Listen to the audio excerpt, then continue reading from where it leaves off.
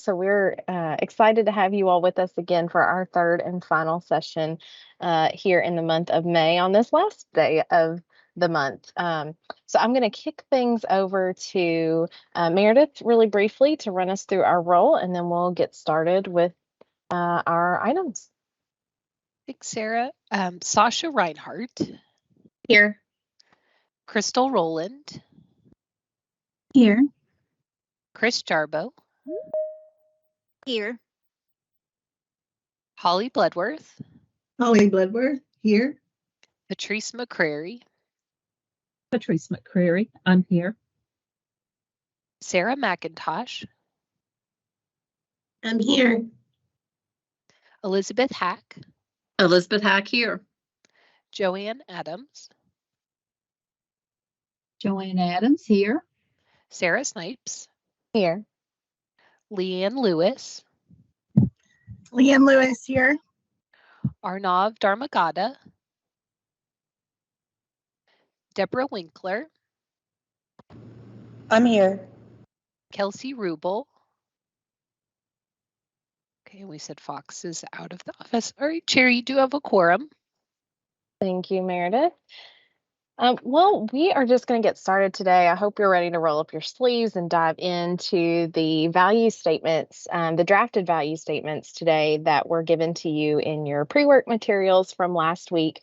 But before we get started and kind of going into some small group time to really dig into a sampling of those, really wanted to just ground us back into the purpose of this group, why we've come together over the last few sessions, what the work will be doing moving forward after our time concludes together today. So in the hour that we have together, we're really working on finalizing a set of value statements around learning experiences that we hope to promote and endorse moving forward as we collectively come together to transform the learning experiences for students here in Kentucky. And so really appreciative of our KBE members who expressed interest in forming these work groups. We are only one of three, so we also have a group that meets, if you recall, around assessment practices and assessment mindsets. So while our group is focused on the learning experience, other groups are on those journeys to really investigate the assessment aspects and mindsets specifically. So in June, on June 6th and 7th, our board will come together, our full board will reconvene, and they'll receive a collective set across our three work groups of value statements and recommendations for consideration at that next board meeting. And this will likely be something that continues well over the summer in discussion by our board members as they work towards some sort of report, a call to action, and that really captures the learning that we're hearing across the field, and that's prioritized by our board members as well. So just really want to emphasize your part and your role in this and the collective learning that we've been doing together to help shape the experience. I know that we have Holly and Patrice and as well, I think Joanne is on here. Hello, Joanne. So just really thankful for their time and walking alongside us as we learn together and craft these statements to move forward and proposal to our full board. So I just want to leave space for Patrice, Joanne, and Holly if you have anything to add around just how you see these work groups informing your role as board members and what the work moving forward might entail. I'll jump right in there, Sarah, because as I took the survey on our values for this group, I was looking for the all above to mark, because I think the biggest challenge that we have had as a group personally that I've had within this group was determining my top 5 drives for what we want for the students across the Commonwealth. So thank you for your thoughtfulness. Thank you for your time. I have taken notes throughout. I even sat on top of a mountain last week with spotty internet and still was able to glean a great deal of information. So what you are doing as a core group right now is making a difference for the future of our students. So thank you for being champions. And I want to say, I have not been able to attend all of the meetings. My mother has got cancer treatments and things that have kind of taken some priorities in a different direction. But I really appreciate the care and time of the assembly of the materials, because I feel like I was able to catch up and learn a lot. And that was one of my main goals with signing up for this committee, was just to learn. I've been out of the classroom as a teacher like for a while. So, just terminology and exactly what do you mean when you say this, and, the lingo that's thrown around. So trying to understand more deeply myself so that I can make better informed decisions. And I appreciate the conversations and the materials that were put together so that I could do that even if I was not able to attend the 1 hour session. Thank you, Holly. And I agree with everything that both of them have said, but learning is what I'm here for. It has been 13 years since I was in the classroom, but I try to stay on top of things.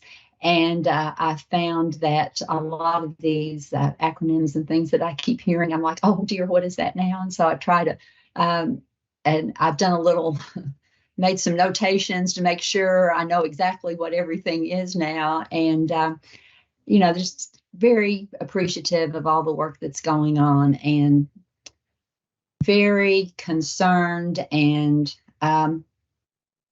interested in how we get the information out to all the teachers.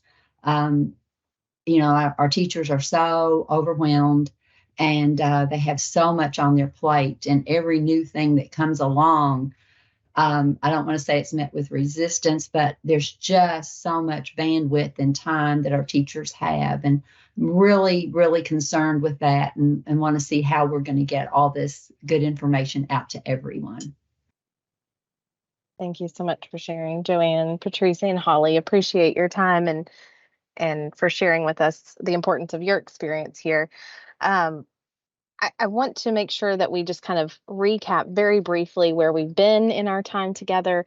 While, Joanne, to your point, we couldn't possibly, in 3 hours together, cover every single initiative and project and body of work that's been happening in our districts. I certainly hope that we've been able to dive into a few, such as our gold standard project-based learning initiative that's happening statewide, our Kentucky NTSS, the multi-tiered system of supports, as well as our journey with the Deeper Learning Dozen and our high quality instructional resources in that connection to strong curriculum development as well. So I have learned a lot and certainly appreciate the time that we've spent together. And I hope that you found, Holly, as you mentioned in those learning materials, the ability to dig in at your own comfort level and time to really try to digest and take in some more of that information.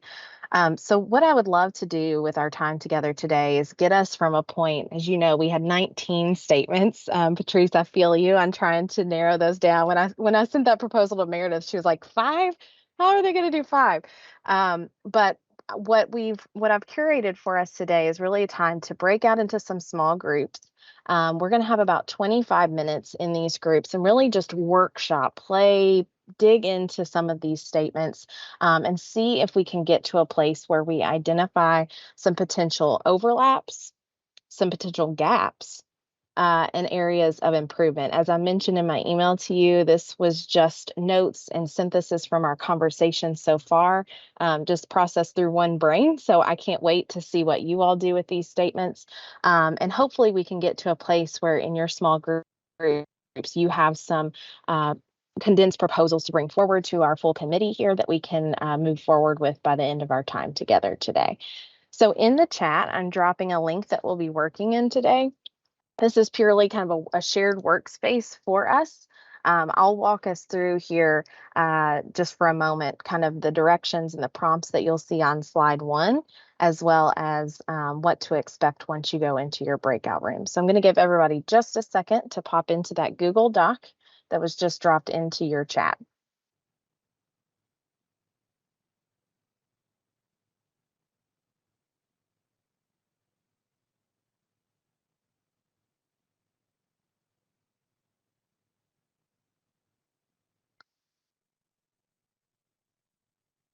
I will just briefly share my screen in case folks are still pulling that up. I want to make sure that we're all together in seeing what we're working with here. So on the directions and prompts, you see a link there to review any of our previous learning material. So if the discussion in your small groups takes you to a need to review some of the project-based learning information or something from HQIRs or NTSS, please feel free to access those previous materials. But in your small groups, I'm just asking that you'll take a look at the 5 draft statements that is assigned to your group. So you'll be randomly populated into a small group. If you end up in room 1, slide 3 would be your sampling of statements. What I have done is go ahead and notate from our survey if the majority of individuals notated that it was a priority of theirs, so one of those top 5 selections, you'll see that in blue as well as italicized and with an asterisk. So that's kind of how your group will know that this is a statement that most members in our group elevated in some way for priority. And then on the right side of each statement, just have a discussion, take notes. Do you see overlaps with other statements across our 19? Are there gaps, things that we didn't capture in these statements that you have? And of course, if you have any areas of potential improvement for these statements, feel free to note that as well. The last thing that you'll see in your group's work section is just a pretty blank slide. In the last 5 minutes or so of your time together, please take a pass at copying, pasting, or including any revised statements that your group wants to move forward with. Just as a reminder, you only have those 5 on your group slides just to make it a little bit easier to work with. We'll come together at the end to really share out collectively what your group discussed across the 5 that you were assigned. And then we will be sure to bring it all back together, look across all 19 to try to finalize some statements that we would like to vote on for approval. So I know many of you will be itching to dive in across all 19. Please look at those. Feel free to go into slides 3, 6, and 9 to get the full picture of all of 19 statements. You feel free to also identify, hey, we have number 2, it overlaps with number 18. Don't feel like you're limited to just those 5 that you've been assigned, but certainly give those your attention, dive into them and see where the discussion leads you. I'm going to leave space here just for a moment to answer any questions, thoughts, concerns about our work time and process.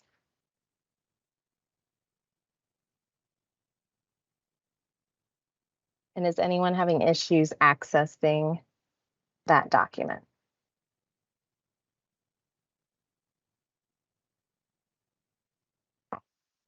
All right, so Meredith is going to randomly populate us into 3 groups. As I mentioned, you'll just go to the set of slides that's assigned to your group, either group 1, 2, or 3, and work within those statements just for our 25 minutes together. At the end of those 25 minutes, we'll come back together and have a whole group share out of just for someone in your group to share their observations from the selections that you had. All right, Meredith, I think we're good to go for 25 minutes and breakouts. Well, welcome back as folks come back into the main room. We are just going to take a few moments here to do some share outs around what you discussed in your group, those observations, any major changes or proposals that were considered in your group. And then once all 3 groups share out, we will just have kind of an open discussion around some potential final sets of those statements to consider. That may end up being done asynchronously, so don't stress. We're not tied to just 5, so we can have that discussion and see where we land. So we're just going to keep it open here, starting with group 1, if you all don't mind to share some of your discussion and observations around your statements.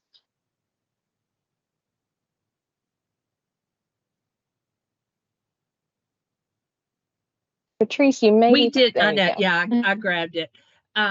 How quickly we get unaccustomed to doing that. We didn't actually choose a speaker, but I tend to be bossy and loud. You're so okay. If it's okay with my group, I'll just go ahead and share. Let me pull up my information once again. We felt like I don't have my information anymore. This happened the last time we shifted, but I think I can pull it off. We felt like number 1 and number 2 in ours, and if you have the opportunity to see those, we felt like they were umbrella statements, that they covered a broad spectrum. There were a few words. I don't know. Can you, Sarah, can you pull up my information, our information that we took notes on? I don't know why I can't get back into. Can any of that be displayed? We felt like there was some wording that could be added to it. There we go. Thank you.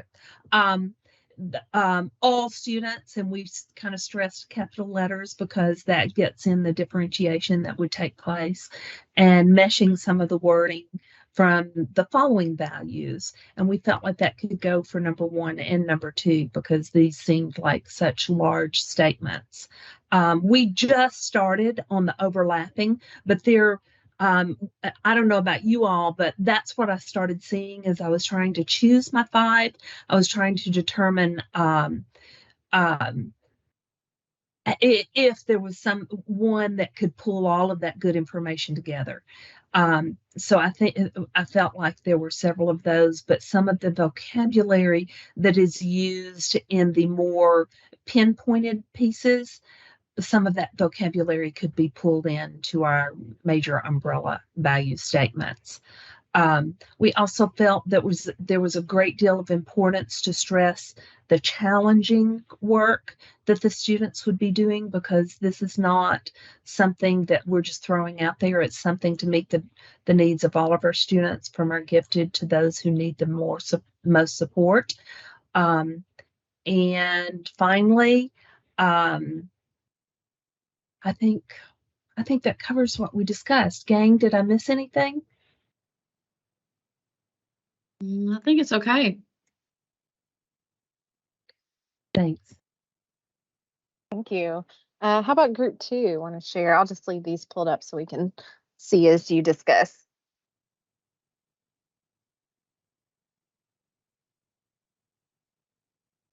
I guess I can speak to group 2, and Leanne and Sarah, please join right in there if I leave anything out. So we took the approach in terms of, we think all of these have a lot of value. So what we did was, when we did see some overlaps, we combined the statements. So for example, 12 and 13, because they both involve social, emotional, and behavioral needs, we kind of just combine those two. And then the same thing with 7 and 14. We put those together. One thing we did note early on, and you just mentioned it earlier when you were talking about vocabulary, is that there is a lot of similar vocabulary through here, but is there a public friendly set of definitions or understanding on what we in education, our jargon that we use regularly? But Leanne had a good example of engaging. What does that really mean? That may, in a non-education setting, that may sound more like fun. And, engaging can certainly be fun, but from our lens and from the also, the standards that underlie everything, engaging, it may be helpful to have some type of public friendly definition of what a lot of these terms mean. With number 8, we did look back and felt like it aligned really nicely with statement number 4. And we do feel like that collaboration with students, families, and communities needs to be included somewhere, but thought it was a better fit with statement 4.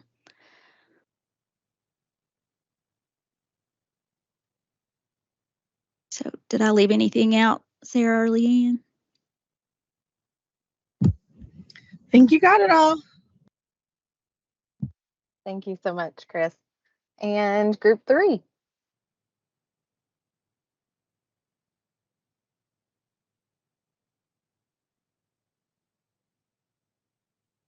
Happy to share, but I may default to you, Sasha. Holly.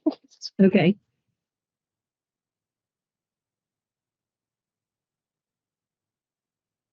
Okay, well, one of the things that we saw when we were working through our statements were our 3 statements that had been identified by everyone else as being in their top 5 were all 3 ones that we felt were worth bringing back to all of you for your consideration. And they dealt pretty heavily with the instructional experience itself and instructional resources. So these 3 statements that are here on the screen that Sarah has put up were the 3 that we felt really embodied the statements that we were given and were crucial to include. We love the language of joyous instructional experiences, learning experiences for kids.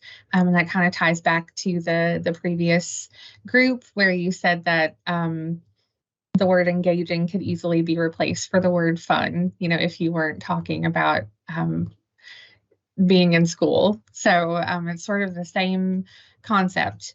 And we also felt that making sure that our educators are given the same kind of learning experiences that we're hoping they provide for their students is crucial, because many of us who have been through K-12 public school and higher education are very much accustomed to the lecture and note-taking model versus, sorry, I live very close to my fire station. I don't know if you can hear the sirens. But we're very used to that model versus what we're hoping that teachers will be able to provide for the students of Kentucky. A couple of gaps that we noticed that we saw were included in other groups were the social emotional learning connection. And we were really happy to see that that was being heavily covered in statements by other groups. So we felt okay with that not being in ours. And one thing that we very much liked, I think it was from group 2 that had statement number 8, was that you altered that statement to include families and communities. And we found that really important. So I hope that covers everything. Holly, Crystal, Sarah, please jump in if I forgot something. That you did a good job. One conversation we did have was just wondering, and it was more in the form of a question.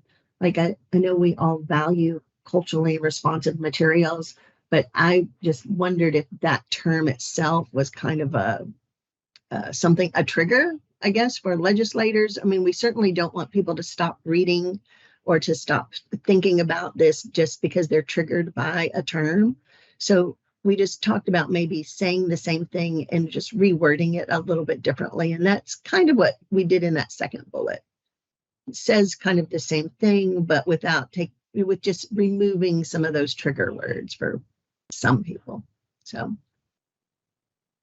and I think that last bullet about the professional learning is really important too. Teachers have to be able to experience it.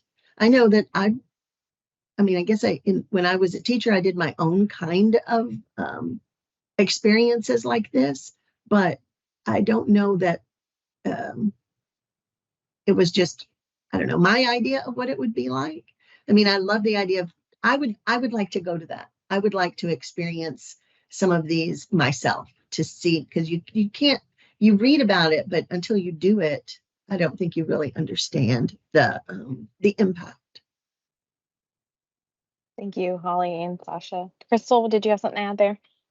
Yeah, I was going to say we do have a KBE definition of high quality instructional resources, and it includes that the resources would be culturally relevant and free from bias. And I think that does a nice job of kind of reflecting what we would want to see in resources in sort of a neutral way.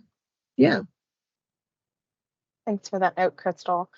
So I'm looking at our time together. We have about 4 or 5 minutes where I'd just like to open it up for a discussion. We've done some narrowing and condensing in a few different ways. Again, this doesn't need to end in a nice and tidy way today. We can continue this asynchronously. You all have done a wonderful job engaging in those forms in between our sessions. But do want to open it up to say that you've seen now in blue with the italics and the asterisks statements that trended as priorities across the group when you indicated those on the form.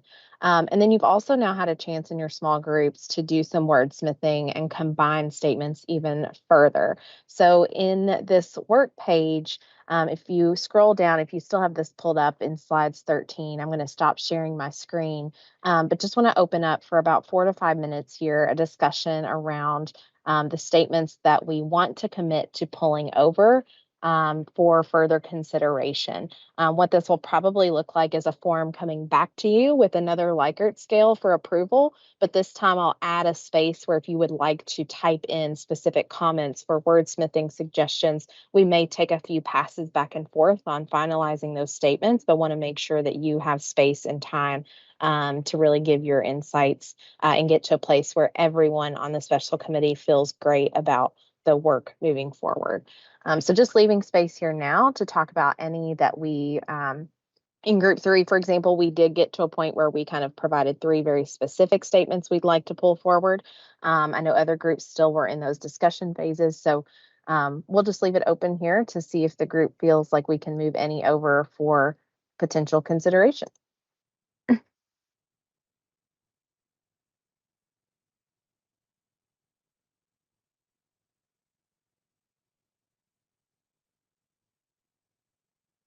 Is it helpful if we go through the groups again, those sets? If we look at group 1's.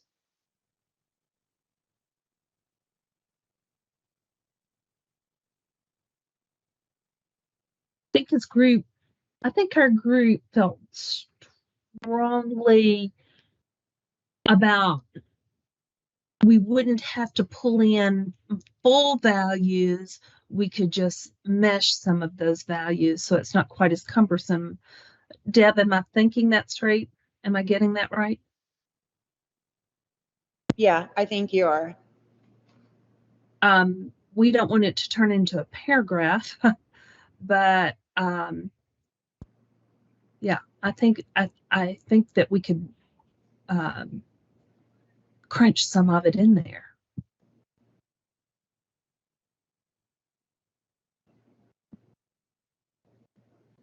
Okay. I also think we discussed, and Deb brought this up, which was good, considering who our audience would be for these values.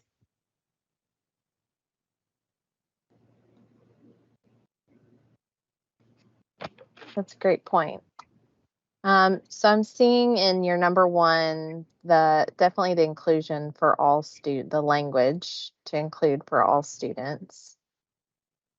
And then expressing the need, then as you mentioned, Patrice, to bring in a few more ideals into this particular statement before feeling like it's finalized.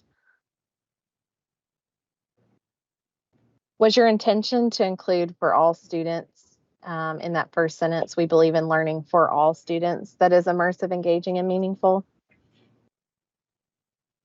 That would work anywhere where all can be put in so that we make certain that we're meeting all needs. Okay, so we'll move forward with statement 1 if it's okay with the group, but we'll leave space for you to comment if you have a particular suggestion on how to include more of those statements in this particular, as they mentioned, like an umbrella value. You'll have a chance to chime in and include your thoughts there as well. I'm lifting up statement 2 because it is a priority area of the group. Would we like to see that one move forward? We felt like that was directed toward our instructors. And so again, we need to think about our audience.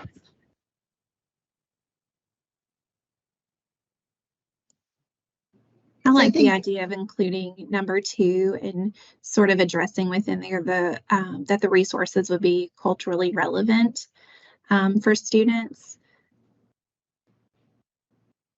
I think that combines one of our statements from group 3 with what is here.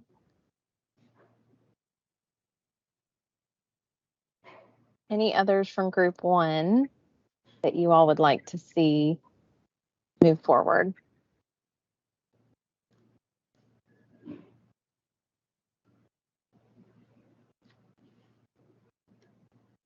Okay. Group 2, you've got some revisions combining that happened. Would you all like to lift up any for consideration?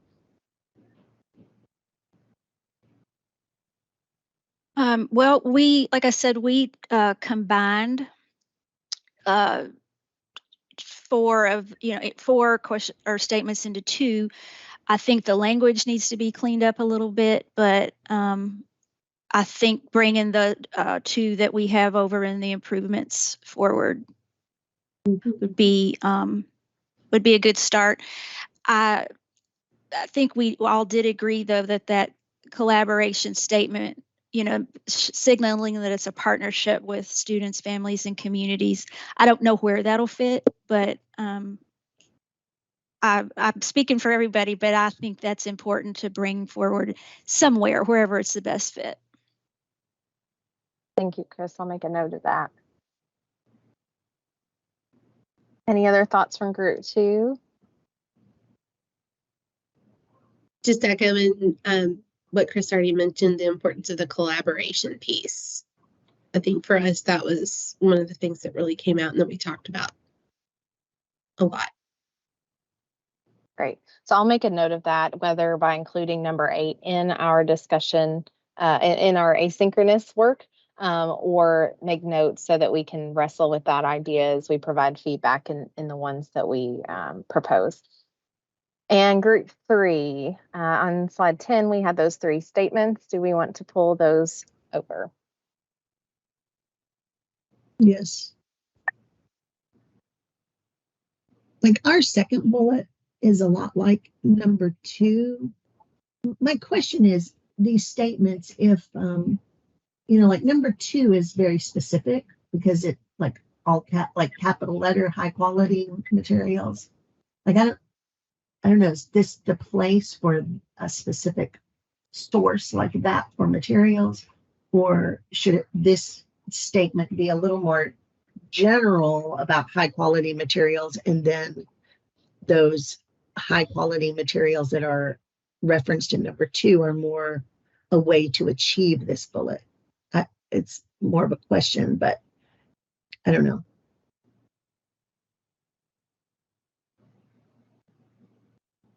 Yeah, Holly, I can certainly see a world where 2 and I forget the exact number of that one for ours kind of mesh. So we can Right. certainly see how that plays out in the feedback we receive offline. Thank you for bringing that up.